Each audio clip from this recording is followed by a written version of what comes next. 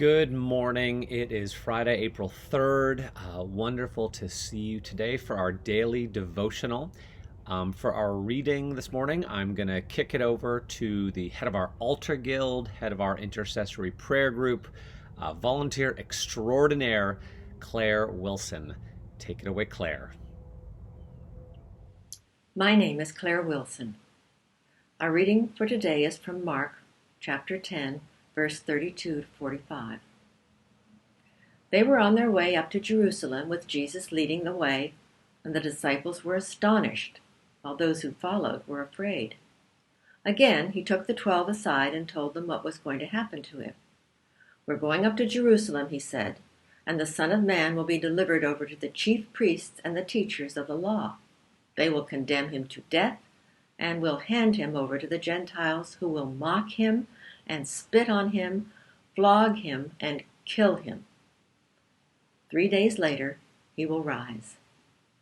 Then James and John, the sons of Zebedee, came to him. "Teacher," they said, "we want you to do for us whatever we ask." "What do you want me to do for you?" he asked. They replied, "Let one of us sit at your right and the other at your left in your glory." "You don't know what you are asking," Jesus said.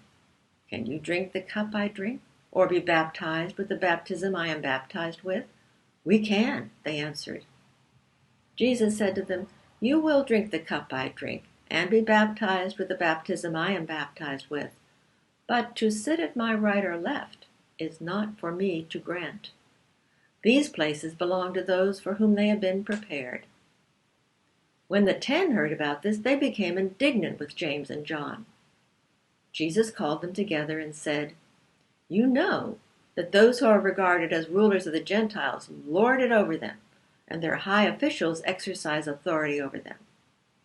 Not so with you. Instead, whoever wants to be great among you must be your servant, and whoever wants to be first must be slave of all. For even the Son of Man did not come to be served, but to serve, and to give his life as ransom for many." The word of the Lord. Thanks be to God.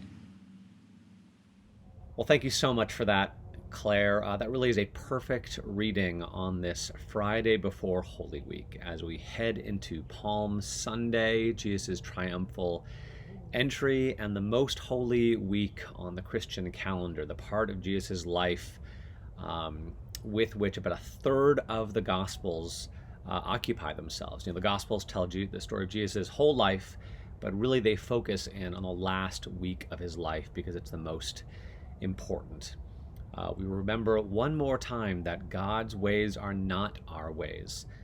The disciples, they say to Jesus, "We want you to give us whatever we ask. We want places of privilege, places of power, places of glory." And Jesus is talking about glory, but when he talks about glory, paradoxically, he's talking about his death, his sacrifice for us, his death at our hands for our sin, that we might be forgiven and have eternal life. And of course, he says in this passage that famous phrase, the Son of Man did not come to be served, but to serve and to give his life as a ransom for many.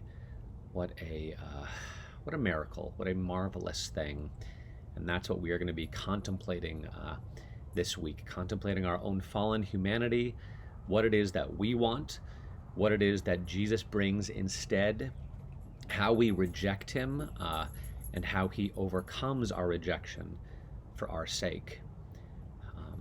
So as we head into this weekend, I'm going to leave you with a little blessing from my son, Marshall. So Marshall, sing us your song. Go now in peace, go now in peace. May the love of God surround you every road you may go. Bye-bye, kids. You have a wonderful weekend. I could not have said it better myself. Have a wonderful weekend, and I know I'll see you very soon. Bye.